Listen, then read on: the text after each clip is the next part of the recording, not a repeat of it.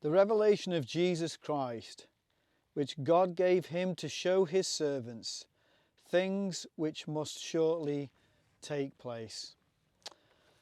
Well, this is just a quick thank you to a group of people that apparently they all work for the same company. Thank you to Paul for emailing me, and for the gang of brethren that are coming together in Michigan to do a study on the book of Revelation. And by the sounds of it, it sounds like you're using the study that we did, which is very, very humbling. We are blown away by that. So it's a big thank you to the Monday morning study gang. I won't, Paul, I'm not going to say the full name that you've given here. I'm going to abbreviate it to the Monday morning old food guys. Let's just leave it at that.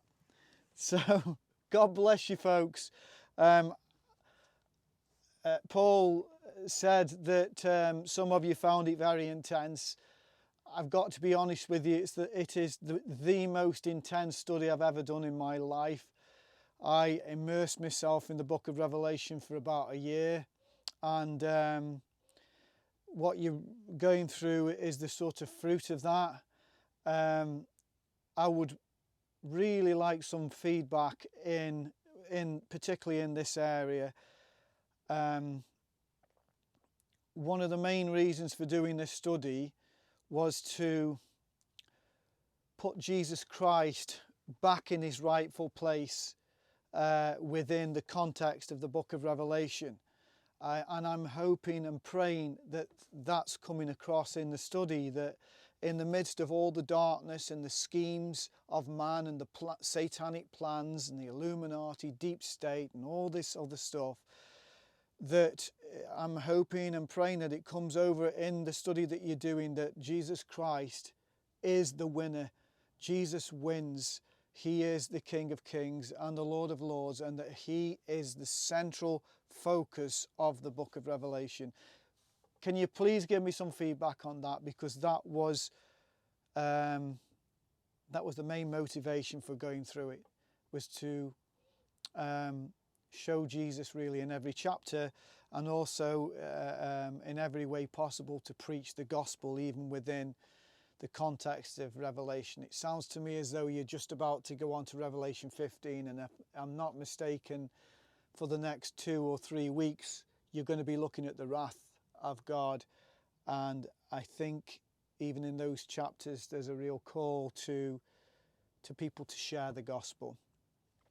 So it is definitely an intense study. It's the most intense study I've ever done.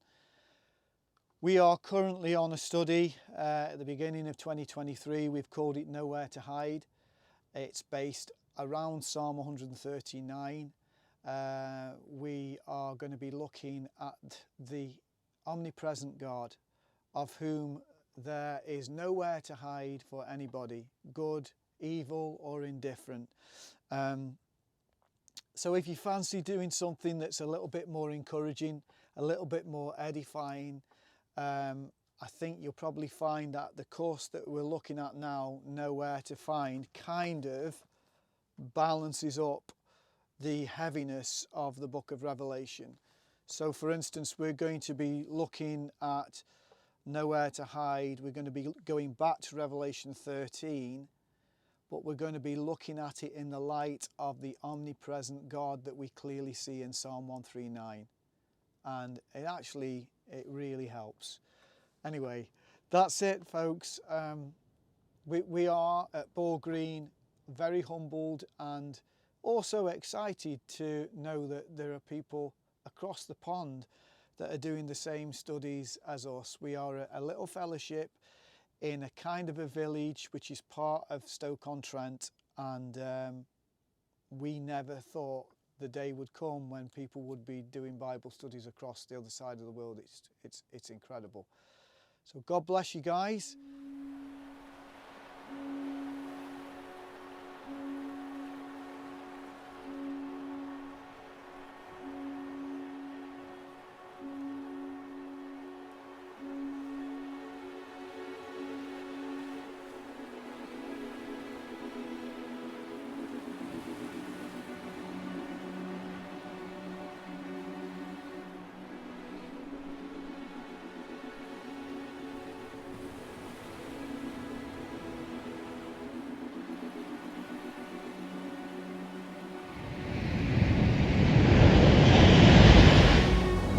Lord, you have searched me.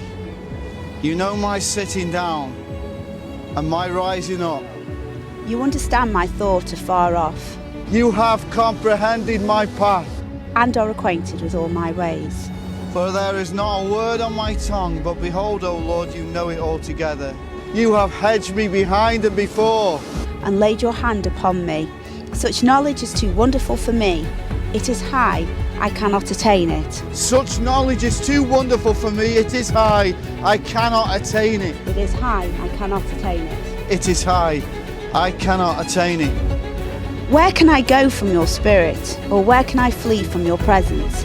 If I ascend into heaven, you are there. If I make my bed in hell, you are there. If I rise on the wings of the morning and dwell in the uttermost parts of the sea, even there your hand shall lead me. And your right hand shall hold me. If I say, surely the darkness shall fall on me, even the night shall be light about me. Indeed, the darkness shall not hide from you. Indeed, the darkness shall not hide from you. Indeed, the darkness shall not hide from you. But the night shines as the day.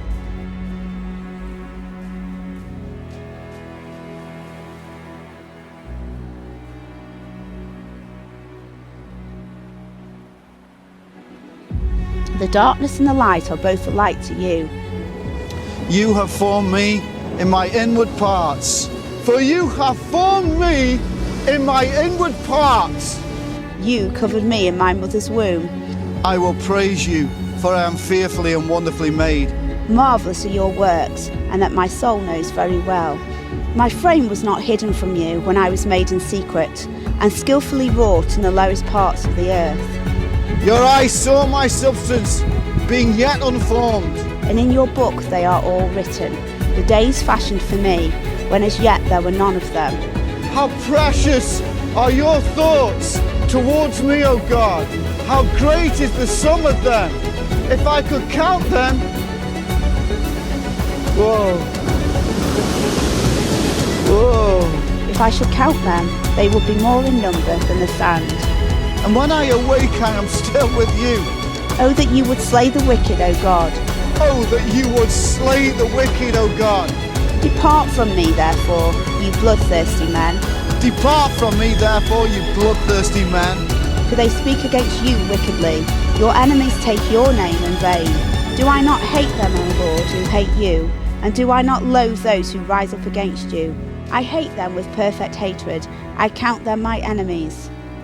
Search me, O God, and know my heart. Try me and know my anxieties. And see if there is any wicked way in me. Try me and know my anxieties, and see if there be any wicked way in me. And lead me in the way of the everlasting.